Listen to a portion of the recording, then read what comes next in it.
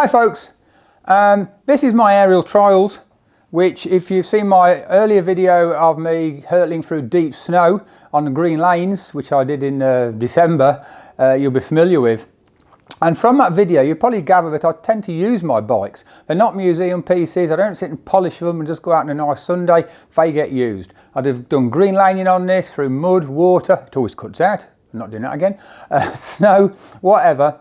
And I took it for a nice long run out with some other guys actually. About a 60-mile run last weekend. Lovely day, potted around, had a good old time with some friends. Had to rush home, jumped onto the A1 for a couple of junctions and sped along. And it's doing about 60, 65, going beautifully. And I thought, this is nice, open it up a bit more and a bit more, up to 70. It was absolutely flying. I thought, hey, this is really going so nice. And then all of a sudden the engine got very tight, went whipped the clutch in and it seized on me. Having raced a two-stroke for many years, I do recognise a seizure, so I was pretty quick. As soon as it started to boom, straight in, stopped. Yeah, disappointing. So I did get it going again. I had to wait for it to cool down, started it again. It did start after a lot of kicks. I didn't seem too happy, but then running home about 30 miles, ran beautifully, no problems, everything was running nice. Since then I've took it out, it's fine, but I need to know why it seized up. I also could do with knowing what damage it's done. So this video is going to involve me stripping down the engine and finding out if I've done any damage, what's wrong with it, can I make it better, improve it, stop it happening again, etc. So that's what I'll be doing. So when I bought this, the chap who I bought it off had done all the cosmetic work, he'd rebuilt it all. He'd had it for years, but he'd never got the engine running. And he's having real troubles, and I bought it cheap because of that, fortunately. But when I actually looked at it and tried to get it going, which I did of course, I discovered a lot of problems. The reason it wasn't sparking properly, he'd got the cam plate in the magneto the wrong way around, so the points were running on the flat surface, not on the angle surface. This carburetor had a big gap at the base here because the bottom of the carb was running on the dynamo he'd fitted, and so it didn't close down. There was a huge gap. There was other problems. As soon as I did get it started pouring oil out. So I went to tighten up the rocker cover and discovered one of the bolts was stripped. The cylinder head gasket leaks oil. I said cylinder head gasket, cylinder head joint, there isn't a gasket. The cylinder head leaks out the base, and I need to lap that in. That's supposed to be just a lapped surface, it shouldn't leak like that. So there's sort of the horrors I can see on the outside might be replicated inside. So actually this engine seizure is probably a good opportunity to pull the thing apart, which I've been meaning to do for ages, sort out the oil leaks, sort out the strip threads, sort out any issues I find, make sure everything's okay, reassemble and ride off into the summer. Well, that's the plan. So hopefully you'll follow me along on this journey as I delve into my aerial. Wonder what we find. Well, that's the tank off. A long way to go yet. But I just thought I'd show you the plug. I did this from a plug chop I did this morning. As I said, nice fast plug chop. I did the fastest I could on the lanes near where I live. Not quite sustained like the A1. See what you think of this. It's going to be a bit blurry when I try and focus. So we'll have a little cut here while it gets, come on. Oh, that's not too bad. So that is the plug that I took out after a plug chop. And when I checked it before a few times, and actually after the run when it did nip up, it was all black around the outside and sand in the middle. And that to me doesn't look very sandy. I reckon that's a bit on the weak side.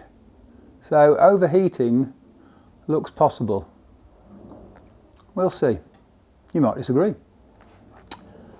Okay, now as I've got the tank off, so you can see a bit more here. Now this is a 500 engine, VH 500. It's a 49 VH, and it's a WNG chassis. This is a wartime 1944 chassis. They used them for trials bikes, this chassis before the war. In the 1930s, this chassis was their trials, because it's got very high ground clearance. You actually can't quite see on there.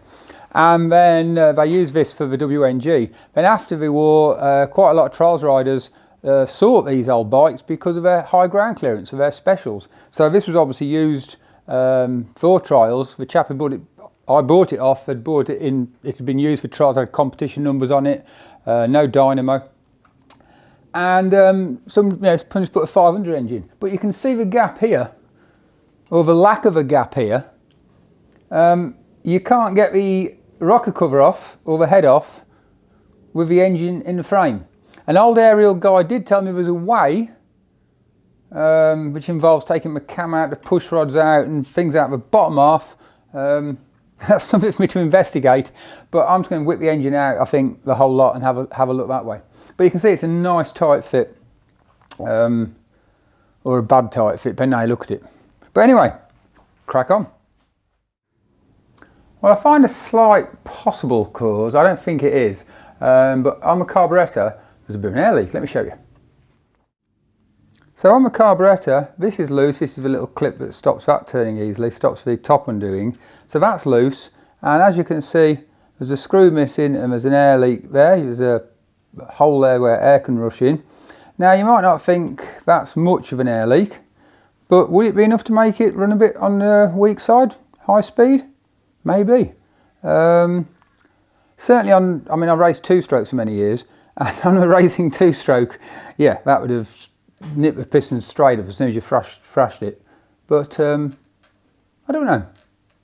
Something though, isn't it? So some of you Ariel experts might be wondering what this spacer here is for on the carburetor intake. Obviously it's a carb spacer. And the reason is, this came with a monoblock carburetor, which is quite a tall carburetor, that's relevant. The Ariel had been used for trials competitively before the chap before me bought it, and it didn't have a dynamo, didn't need one, had a magneto, just worked perfectly. The chap who sold it to me had bought a dynamo, reconditioned, he hadn't wired up the regulator correctly, he didn't seem to know what he was doing, fitted the dynamo, then fitted this carburetor back on, but being a long carburetor, the bolt at the bottom was touching the dynamo and holding the carburetor at an angle, so that there was a gap of about 1/8 of an inch at the bottom, and it was touching the manifold at the top. There was no way in a million years you could run with an air gap like that, so I had to solve it. I could have bought a later carburetor or an earlier carburetor, tried to get an original. Originality wasn't my thing, I wanted to just use what I had. So I bought this, made some longer studs, machined the top off there, where you can see, because the fin was fouling the fin on my engine, and put the spacer out, and it works quite nicely. So it was a solution I used. Maybe I'll change the carburetor another day, who can tell. I need to check the main jet. I did when I did the carburetor job, but obviously with a little seizure on the way, I just need to check what size it is. It's the one it says in a manual. Maybe I need to go up one, we'll see. Right, back to getting the engine out. Right, day 2, and last night I spent some time on the Ariel forum on Facebook discussing how to get the big tall engine I have of my VH out of this WNG frame, because as you can see, the clearance at the top is about 3/4 of an inch, and you've got to lift this up. I did think I'd have to take the whole engine out as a unit, but apparently not. There are some really knowledgeable people on the forum, and 2 or 3 of them actually have bikes, or have had bikes with this engine and the WNG chassis, and they were very knowledgeable and said, no, you can do it. It's a bit of trickery trying to move the rocker covers, take them off individually. You have to sort of rotate them, try and get the push rod out. It isn't actually the valves that cause the problem, it's the push rods. And I've been given clear instructions on how to have a go at it.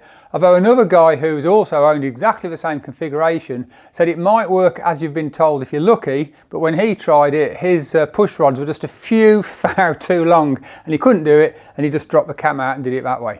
So one way or another, the rocker covers and the heads are going to be coming off, and either it'll be the cams out, if I'm not lucky, or if I am lucky enough and I can get it all out, I will do.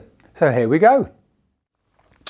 I've just started to undo these rocker cover bolts. They're lovely stainless by the look of them, but this is the one that was stripped here, so you can just turn that round and round and round by hand. But what's a bit worrying at this point is these are all really stiff. Now the valves, it's at top dead centre on a compression stroke, so there's no rocker pressure holding it up, but these are really stiff. I find that quite worrying. So one stripped and they're really stiff, and you shouldn't have stiff threads into an iron head. I wonder if there's horrors in here still to see. Well, I said I was worried it was going to turn out to be a bit of a horror show, and already I'm starting to get worried. These bolts were very tight. This one, which was stripped, just pushes in and out all the way down. I'm not sure if you can see, straight down. So there's just no thread there. Then these were really tight, and there seems to be different threads, because this one here, I'm not sure if it'll show. Will it focus in? Ooh.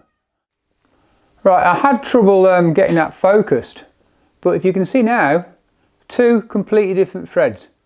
One is a shouldered bolt with a very fine thread, and the other one is a very coarse thread that looks like an M8 or 5/16 or something like that. So one stripped, all of them are tight, these have got different threads on. Obviously I did need to strip this down. Well, having seen what a horror show is, let's see if I can get these rocker covers off. So apparently I have to fiddle along with these, move them round. Oh, well, there is the front exhaust push rod, and does that mean that'll come off? Oh blimey, it's still a bit on the tricky side. Hey! So that's the front one off. Now let's try the inlet.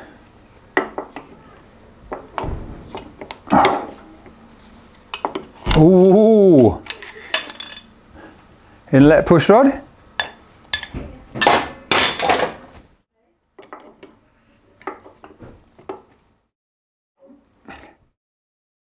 And inlet rocker box. Yay, got them both off. That's encouraging. So there seems to be two gaskets on here. I'm not sure why you'd have two. And there's a piece of that one missing, which I can't find anywhere, so maybe that's why it was leaking oil. And this side, this is the thread that looked a bit metric, and I think I know what's happened there. If I go around the other side and show you, and if you look there, there is a whole load of weld and God knows what. We've got definitely a broken bit of casing, big gobs of weld, there's a gap down there. So that's been bodged, repaired. And some of the other bolts, looking at the thread on them, it's a bit hard to show you on the camera, have got, you know, damaged threads. So I've got to sort that head out, possibly helicoil that end one. Okay, so what I need to do now, obviously there's oil everywhere, I've had a quick look, bit of a horror show. I need really to get the head off, put it on the bench, have a real good inspect and work out a plan of action, possibly helicoil or whatever on this damaged thread this side, work out why the other ones are tight. I'm sure probably the wrong thread or the threads are damaged, so I'll have to sort that out. But rather than keep looking at it inside here trying to work out what's going on, I need to whip the head off, clean it up, put it on my desk and examine it properly. I do notice all the head bolts are Allen bolts. I'm sure they weren't Allen bolts as standard, I'm not sure why that is. But anyway, I'll whip them off, get the head off and have another look. Right, lots to do. Well, I've cracked the head bolts, and again I'm a bit worried here because each of these bolts is 3 or 4 mil proud, and okay, it's a short Allen key, but I'm really struggling to turn these. And you know when you're tapping a thread, you sort of have that tight, you can just feel the tap going down, it's like, it sort of feels like that as I'm undoing these, which is a worry. All 4 are the same. I hope he hasn't used the wrong size threaded bolts and just rammed them in, but I'm concerned that he has. Fingers crossed. Oh, jeez. Well, I got the head off, and yeah, there's more welding in places. It's had some damage. I mean, it is an old engine, 1949. I suppose that's acceptable.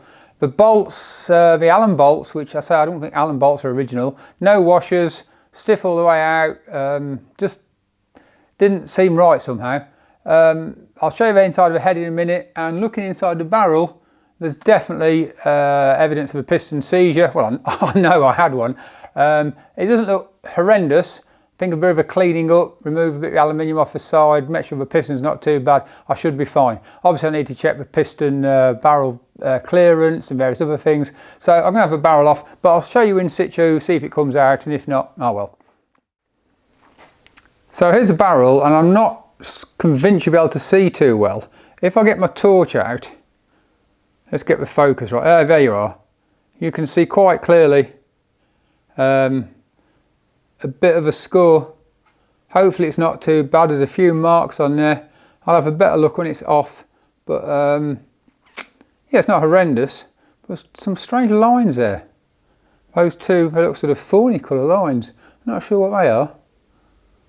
Interesting. Anyway, we are off. Let's have a look. So there's the cylinder head. As you can see, exhaust valve, nice sandy colour. Bit darker on the other side. Is that a little bit on the weak side, a bit on the hot side?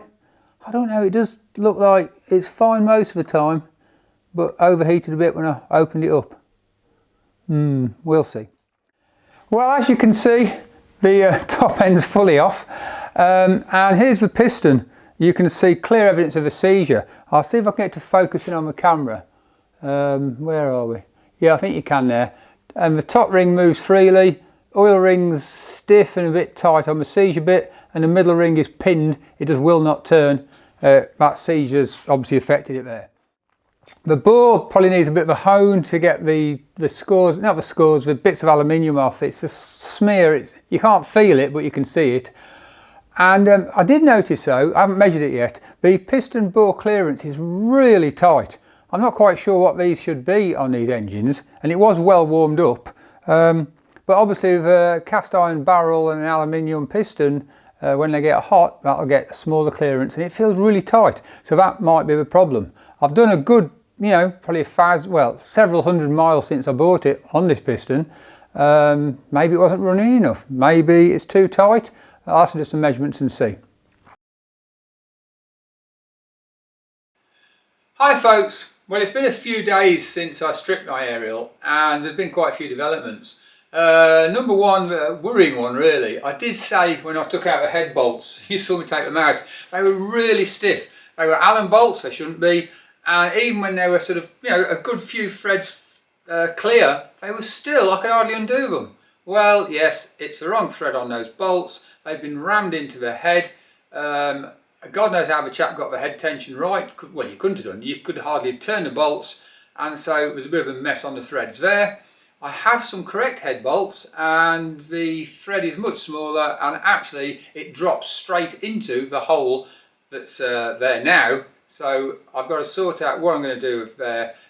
Make new bolts, have a different size. I just don't know. That's ongoing. The rocker box where that bolts down, most of the threads have cleaned up okay. I've still got a helicoil to do and to decide what to do with that M8 one. So there's work ongoing there. But let's go on to the piston. Why did it seize? Well, I did mention the piston clearances seemed a little bit on the tight side. And so I measured it up best I could with feeler gauges. And down the bottom, where the piston skirts at the bottom of the barrel, I could get a 3-fag feeler gauge in just. I couldn't get a 4 in, I tried really hard. And that is clearly too tight. The top near the ringlands, I could get a 4-fag feeler gauge in. I struggled to get a 5 in. There was a lip at the top of the barrel, a wear lip, which means basically we had a brand new piston in a barrel which seems to be tapered and was too tight. Well, I've just had a phone call from MH, well yesterday, a phone call at MH Honing over near St Albans, who were going to hone the barrel out for me. And I told them I'd like a sort of a 5-fag clearance and it not to be apparently tapered. Well, he's measured it really accurately now, as he would do before doing the job. And he's just told me that in places at the top on the ringland there is a 6-fag clearance. Most of it's about 5 thou. Down the middle it's 3 or 4 thou, and at the bottom he even found a place that was under 3 thou, near a 2.5 thou. So that's far too tight. You've got a 3.5 inch piston running up and down in a big cast iron barrel, aluminium piston at that, so it expands more. Yeah, no wonder. So the answer to the question, the title of my video, why did my Ariel seize, is quite clearly because the piston clearance was far too tight and it hadn't got much chance of running like that. Anyway, loads of work to do. I've got to sort out these threads, put all the engine back together when I've sorted out all the problems. I'm sure I'm going to find some more as I go. So, if you've enjoyed my video so far, please click like, because it helps. Click the subscribe button if you're not already subscribed. And if you do that, if you hit the notifications bell, it'll tell you when my next video comes up. And that will be the video where hopefully I can tell you the good news that all of the threads are fixed, the honing's done, everything's perfect, and it's all going to go back together beautifully. Yeah, I've said that before. We'll see. Anyway, thanks for watching, folks. See you later. Bye.